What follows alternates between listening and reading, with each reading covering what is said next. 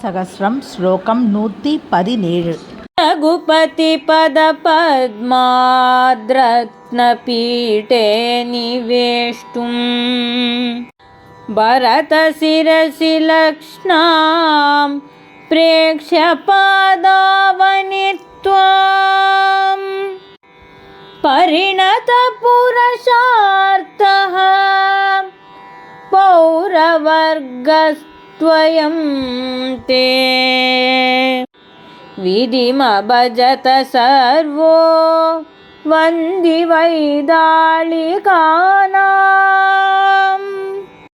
वेंकटनाथार्य कवितार्किक केसरी वेदांताचार्य वर्यो मे सन्निधत्तां तथाकृति. श्री पादुका सहस्रम श्लोकम 117. रघुपति पदपद्मात् रत्नपीठे निवेष्टुं भरतशिरसि लग्नां प्रेक्ष्य पादावनित्वां परिणतपुरुषार्थ पौरवर्गस्वयं ते विधिमभजत सर्ववन्ति वैतालिकानां. रघुपति पदपद्मात् रत्नपीठे निवेष्टुं भरतशिरसि लग्नां प्रेक्ष्य पादावनित्वां परिणतपुरुषार्थ पौरवर्गस्वयं ते விதிமபஜத சர்வவந்தி வைதாளிகானாம். பொருள்: ஸ்ரீ ரங்கநாதனின் பாதுகையே, ராமனின் தாமரை போன்ற திருவடிகளில் இருந்து உயர்ந்த இரத்தினக்கற்கள் இழைக்கப்பட்ட சிம்மாசனத்தில் அமர்வதற்கு நீ புறப்பட்டாய். பரதன் உன்னை தனது தலையில் ஏற்றுச் சென்றான். அப்போது அனைத்து மக்களும் தங்களுக்கான 4 புருஷார்த்தங்களும் தர்ம, அர்த்த, காம, மோக்ஷ, அறம், பொருள், இன்பம், வீடு, இந்த 4 புருஷார்த்தங்களும் தங்கள் கைகளில் கிட்டிவிட்டதாகவே எண்ணினர். உன்னை புகழ்ந்து துதித்தபடி நின்றனர். இந்த ஸ்லோகத்தில் சுவாமி தேசிகர் பாதுகா தேவியை பற்றின கட்டியம் அதை பற்றி சொல்கிறார்.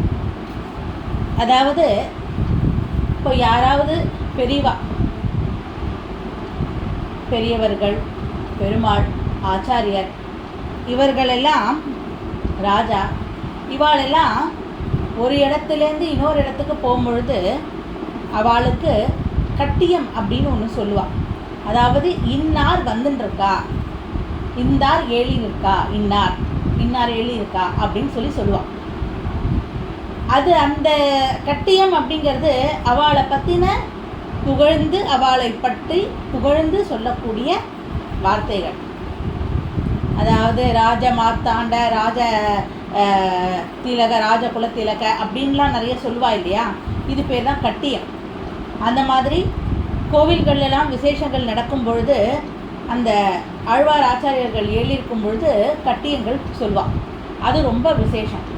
அந்த மாதிரி பாதுகாதேவி ராமரோட கால்கள்லேருந்து, திருவடியிலேருந்து பரதனோட சிரசுக்கு மாறி, அப்புறம் பரதனோட சிரசுலேருந்து இந்த ரத்ன சிம்மாசனத்துக்கு போச்சு. அந்த மாதிரி பாதுகாதேவி ரத்ன சிம்மாசனத்துக்கு போகும்பொழுது மக்கள் எல்லாம் கட்டியம் கூறினானா. எப்படி கட்டியம் கூறினானாக்க, 4 புருஷார்த்தங்கள் இருக்கு இல்லையா, தர்ம, அர்த்த, காம, மோக்ஷ அப்படின்னு. அதுதான் தமிழில் அறம், பொருள், இன்பம், வீடு இப்படி சொல்லுவா இல்லையா. அந்த 4 புருஷார்த்தங்களையும் கொடுப்பவள். அந்த 4 புருஷார்த்தங்களும் தங்களுக்கு கிடைச்சிடுத்து. அவ்வளோதான். நமக்கு தர்மம், அதாவது அறம், பொருள், இன்பம், அப்புறம் வீடு பேரு ஆகிய மோட்சம், இது எல்லாமே நமக்கு கிடைச்சிடுது. இனிமேலேருந்து நாம் இதை பற்றி கவலைப்பட வேண்டிய அவசியமே கிடையாது அப்படிங்கிற மாதிரி அயோத்தி மக்கள் எல்லாம் கட்டியம் கூறி பாதுகாதேவியை அந்த ரத்ன சிம்மாசனத்திலே வைத்தார்கள். அவளாம் கட்டியம் சொல்ல பரதன் பாதுகாதேவியை ரத்ன சிம்மாசனத்தில் வைத்து அதற்கு பட்டாபிஷேகம் செய்தார்.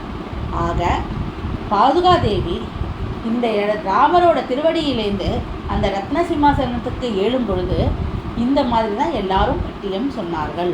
மக்கள் எல்லாம் தங்களுக்கு அனைத்தையும் கொடுக்க போவது பாதுகாதேவி, அனைத்தையும் கொடுத்து விட்டாள் அப்படின்னு பெரும் மகிழ்ச்சியோடு அவர்கள் அந்த கட்டியத்தை கூறினார்கள்.